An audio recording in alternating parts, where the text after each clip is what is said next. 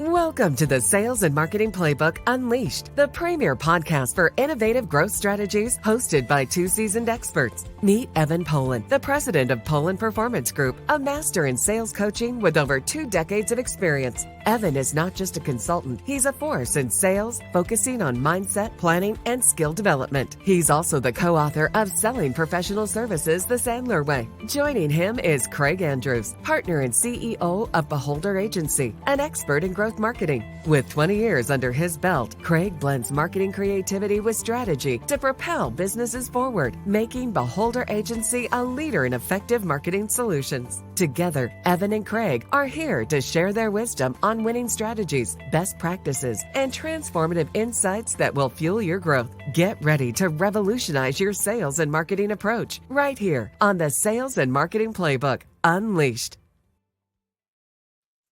Welcome to the Sales and Marketing Playbook. I'm Craig Andrews. This is Evan Polin.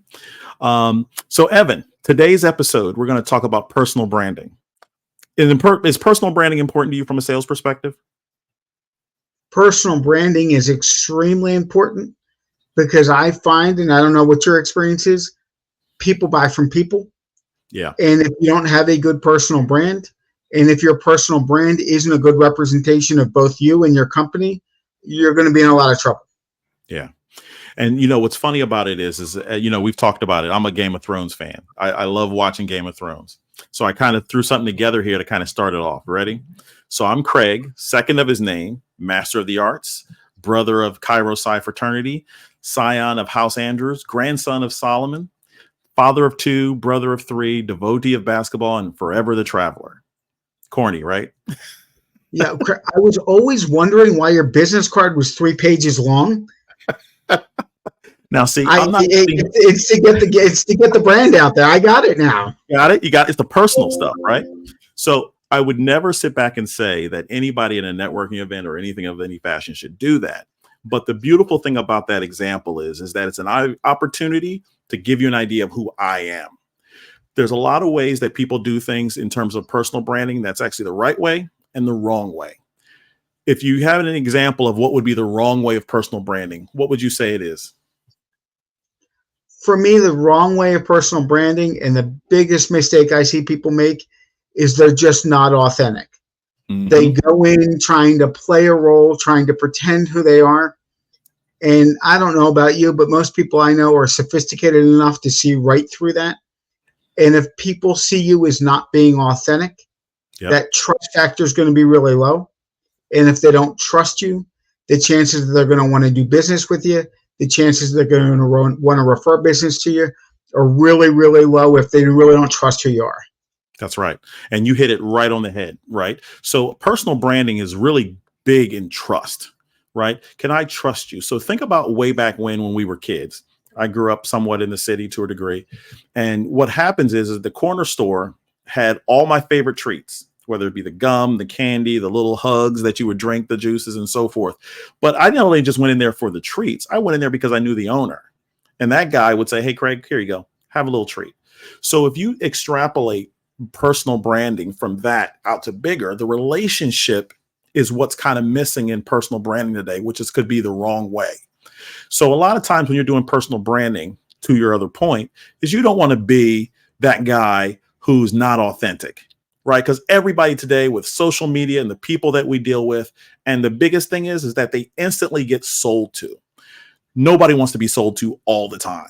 Right? So if I'm in a place where we went to go watch baseball the other day and the guy's telling me about all his features and benefits of his business, I'm probably getting turned off pretty early.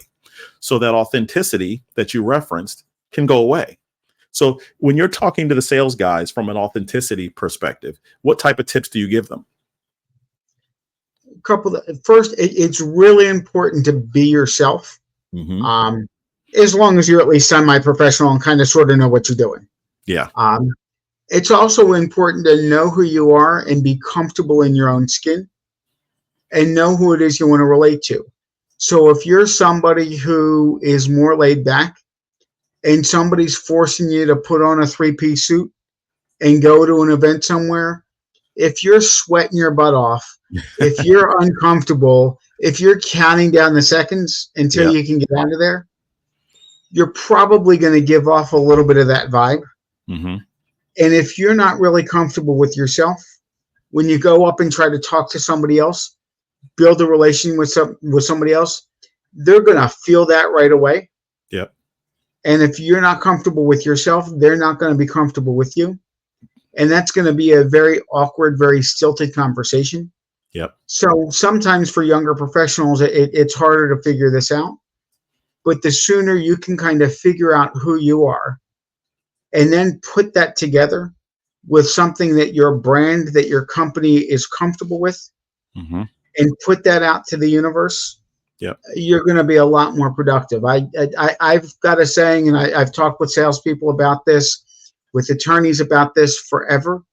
The saying is, when you're out in public, when you're client facing, when you're talking to the prospect, you are the home office of your company. So whether you're a sole proprietor and you're the individual business owner and you really are the home office because you're everything, yep. or you're just one small cog in an international organization, all the person knows of your company really is what they see in front of them. Yep. And if you're not a good representation of that, you're going to be a poor representation of your company and not be very successful. I totally agree with that. And I think that a lot of times when you're talking about the young professional that's working within the business, part of what they do naturally becomes a little more difficult from us from a personal branding perspective. They grew up with social media, which just totally blows up the whole concept. Sometimes I've had to, in certain businesses, tell clients, listen, from this perspective, your younger guy here is putting up stuff that doesn't quite fit your company brand. How can we make the two come together? Because the reality of it is they may have a network already based off of just the things they've done based on your market. So it's important to understand your personal brand, be comfortable, but to your point, not go too far over the top because at the end of the day, you only have one time to make a first impression, right? And so when we're talking about personal brand, some of the things I like to do in terms of give tips is when you're talking about the company, you're really talking about the overall structure. When you're talking personal brand, you're talking more personal. So that's why I don't mind telling people, my daughters who play basketball or over playing right now, I'm an empty nester. I can say all that stuff. I can also back that up with say, here's my values. I like hard work. I like to work hard. I like the details. I have a passion for the details, which is why I'm a data guy. We talked about in earlier episodes. Yeah. And to be able to go out there and express myself from a personal brand perspective, and tell them kind of what I believe allows me to build a community of people who's going to trust my word, going back to your point of trust. Yeah. And if you don't have that, if you're not authentic, again, it's really going to come across right from the beginning. And Craig, any idea how long it takes somebody to make a first impression? 7 seconds. Yeah, 7 to 10 seconds right away before we even say enough for somebody to know whether we're credible, not credible. So again, having that good personal brand, being comfortable in your skin, making sure that there is congruency between your personal brand and what your organization's representing is really key and really vital. I agree. And so I know that you've coached me in sales things as well. And one of the things that you really preached upon is really try to understand the other person's perspective and then apply it to yourself. So a lot of times when you're in a situation, you're a networking event or you're at a trade show, which is one of the episodes we're going to talk about down the line, is when you're at that booth or where you're out there with someone and you're talking to them, you're really going, hi, I'm Craig. Who are you? My personal style is I like to understand where you're coming from and if I can help you. Not my business, if I have something that can help you. So when you were talking from a sales perspective, how do you use that for your personal brand? It's really important because if we don't have that personal relationship, if they don't care about me and they don't care enough to know about me, the chances that they're going to want to talk to me long enough to find out more about my product, my services, those things are non-existent. Yep. If we're not building any kind of relationship, purchasing decisions are going to come down to, is it the cheapest?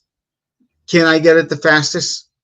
and there's going to be no value there in that personal relationship. Yep. And we've talked about this before, and we've known each other for a long time. People like to work with people that they like. People like to work with people like themselves. People like to know who it is that they're working with. If we can't get that across, and if we can't create that relationship, it's going to be really difficult to do business. And in tying the personal and the professional together, if how you're presenting yourself is 180 degrees different than how the company represents itself, your prospects are going to be sitting there going, wait a second, what am I buying? Am I buying what the person's like? Am I buying what the website comes across and how the company comes across? But now I'm confused. And if I'm confused, now I'm really uncomfortable.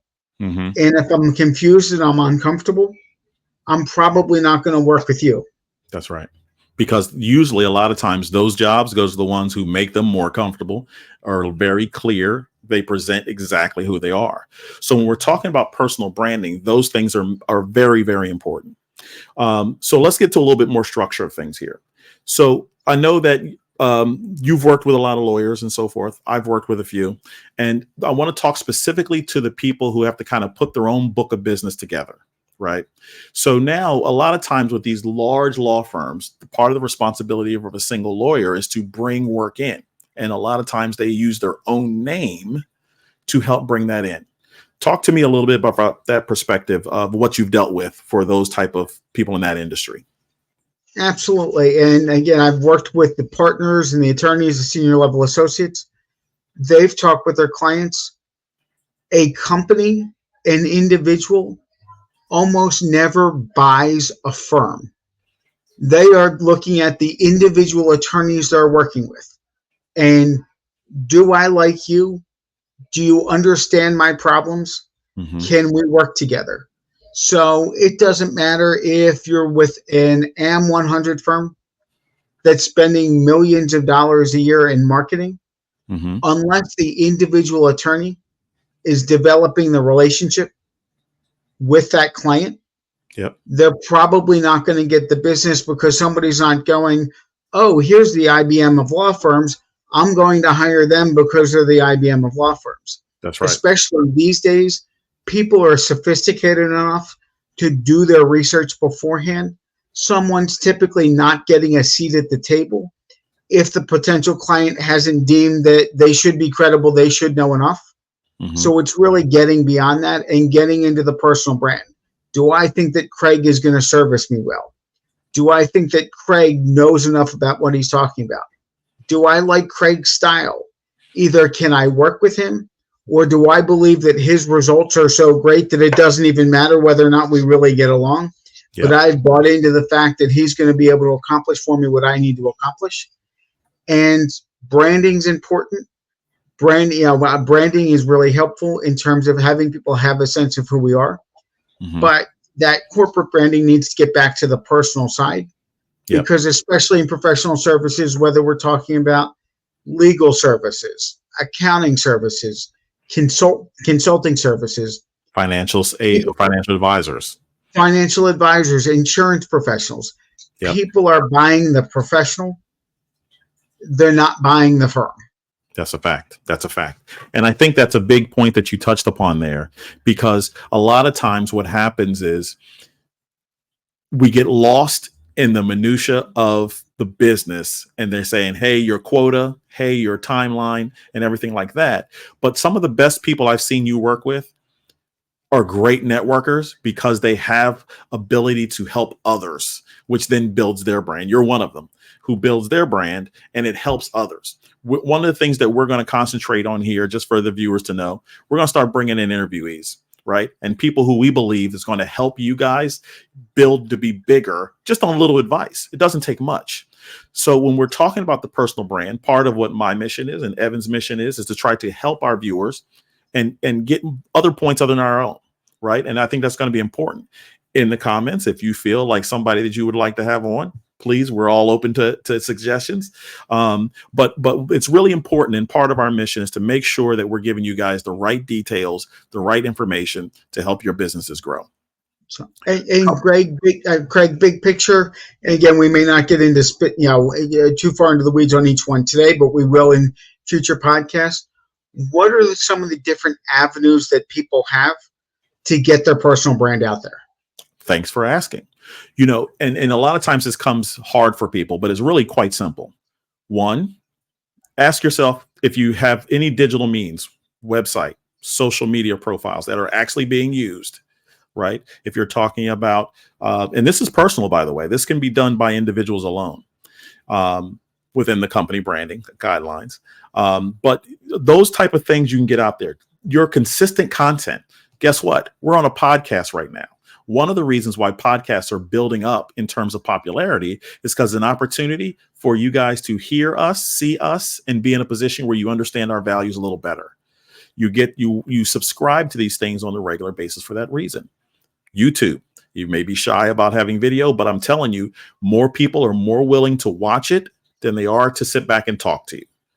Because I'll give you an example, perfect example. Guy came the other day and he said, "Hey, I go to YouTube so I can learn how to fix my engine on my car. I don't want to go to a plumber. I don't want to go to a mechanic. I want to figure out myself." Right? So there's tons of digital resources out there that you can use, just a matter of using it the proper way. And as always, the consistency of using it, right? That's very, very important. Right. And Craig, going back to video for a second, you may know the numbers a little bit better than I know them. But don't LinkedIn posts that have video get like 30, 40, 50 times the views of a post that just is an article or just has a little bit of content or, a couple of lines? Absolutely. And I'll give you the basis behind that. Statistically, there's 3 types of learners: visual, auditory, or kinesthetic.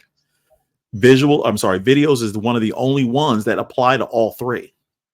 Right? So that's one of the reasons why it catches on so quickly, is because if you have a video, I see it, I'm visual, that's me. If you're kinesthetic, you can play, rewind, drag it forward, you can play with it. And auditory, it's all there all day long. So as we use different marketing strategies, video has to be one of it. And there's a lot of people who are nervous about it, but you can do it and get ahead, or you can not do it and fall behind. It's coming whether you like it or not. Right? That's why we always post the pictures of our kids on social media and so forth and so on, because it's a great way to get the information out. By the way, it's also helping your personal branding. True or false, Evan? Let me ask you. This might sound a little creepy. I do it. So I'm in the pool with you. Okay. So before you talk to a prospect, do you research them? Absolutely. All of the tools are there at your fingertips. Mm-hmm. It takes about 5 minutes for me to look at somebody's individual LinkedIn page, for me to look at their company LinkedIn page, for me to Google them and see if they've been in the news, see if there's articles. Companies who are able to invest more, you've got Zoom Info where you can see the entire org chart and whether or not they've made acquisitions and who their sister companies are. These days, the information's at your fingertips. And not only is it not creepy, but in my experience these days, if you don't show up to your meeting prepared and having done the research in advance, you can lose a lot of credibility with your prospects and clients. The days of showing up and going, "So, Craig, tell me who you are and what you do," those days are over. We're going to do the research. I'm going to ask questions, but they're going to be more nuanced questions.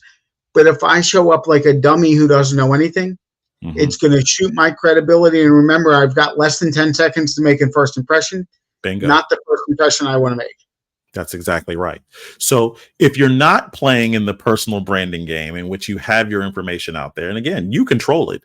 If you have the information out there, it's hard for people to connect with you on a personal level to even consider you credible. That's what we're trying to get across here when we're talking to our viewers. We're trying to get across, you don't have to give up the farm, but you have to give up a sheep or two. Right. And we're in a couple episodes, we're going to have a LinkedIn expert on. But Craig, if you go into LinkedIn and see that somebody's got 150 connections, what's your first thought in terms of how much credibility that person has?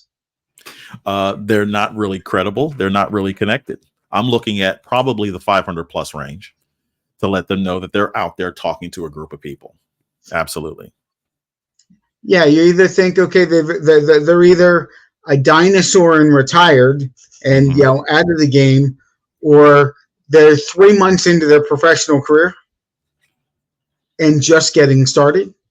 But even if you're not super comfortable, other people will judge you Yes. on whether or not you've got any presence. It's like, in the old days, it started by everybody had to have a business card. Mm-hmm. And then it went to, and again, you're probably going to cringe when I say it, but a website, 15, 20 years ago was like the digital and virtual business card, where if you didn't have a website, you weren't credible. Yep. Now, if you don't have a LinkedIn profile with a certain number of connections, and if you've got absolutely no digital footprint whatsoever, Yep. people are going to think twice about you and your credibility. And yes, we've got corporate guidelines to follow, but a lot of what we're putting out there is our personal brand. That's absolutely right. So most people are probably doing it, just don't realize that they're doing it and could be doing it better. Right. So a lot of times what we do is we advise them on, hey, let's do this, or it might not be just something that they were thinking about. So there's a lot of ways to do your personal branding in 2024 and beyond, but a lot of it is structured around, are you just active? Right. Because a lot of times we all get busy and we're not active enough. Did you have any other points that you want to touch upon here as we close out the episode? Just if you haven't given thought to your personal brand, you really need to start thinking about it. And if you're not making the connections that you'd like to make, or you're putting things out there and it's not resonating, we just really need to kind of take a step back, say, okay, is what I'm putting out there authentic? Does it tie enough to whatever it is I'm doing day to day? And if it's not, I need to, sit back and take a second look at it. I need to talk about it with a professional, but it's really going to put you at a major disadvantage if you don't have a good personal brand out there. That's right. And as another final point here is understanding that we don't live in a vacuum. People who you speak to on a regular basis, on a networking perspective, know you, probably knows 2 or 3 other people, if not more, that you know. We're not, the internet has allowed us to expand upon our personal brand. It's important that you continue to use it. In addition to, it's important to continue to update it, because a lot of times we think a set it and forget it. But realistically, we all grow, we all get older, we all learn more. So it's important to continue to update your personal brand as a whole digitally. That's why the digital piece is so important. And to really put out there new things that you're into so that they know that you're active. For instance, using your LinkedIn analogy, we're in a situation where we go, hey, Evan, you just got a new post at, XYZ at said event or said organization. Just that little update is enough for somebody to go, oh, I'm part of that. I should be part. I should add that to mine. Were you going to say something? It just kind of helps to keep us top of mind. Absolutely. Absolutely. So guys, I want to remind you, we are now on Apple Podcast. We are on a plethora. We are on Apple. We're on Amazon. We're on Spotify. We're on Overcast. We're on a lot of them. Go to our website, which is SM Playbook Unleashed, to get actual information that'll help you grow your business. I hope you guys want to subscribe. I'm seeing a lot of viewers are starting to come to us, which is beautiful. I would advise you to join and connect with us on LinkedIn, because that's where we put a lot of the information. And if all the other stuff, if you guys have questions or comments, please add it to LinkedIn, because that's usually where Evan and I are the most. If you go to LinkedIn, you'll see each one of us is connected. Ask us questions. If you have feedback or information that you want to have for future shows, please ask questions. We're not afraid of you. We're going to come back at you. We're going to give you what you want. You have questions. We're not going to run from it. We're going to come right at it, and we might put you in the show. If you're interested in being a guest, by all means, connect with us first. We'll set up a meeting and an interview and find out if you guys match the show and fit. I'm Craig Andrews. Evan, do you have anything else to go before we go out? I just need to come up with a similar intro to what you had at the beginning of this episode. You're Evan of House Polin. Let's start with that one. Guys, I want you to enjoy this episode, and by all means, follow us and keep in touch. Talk soon.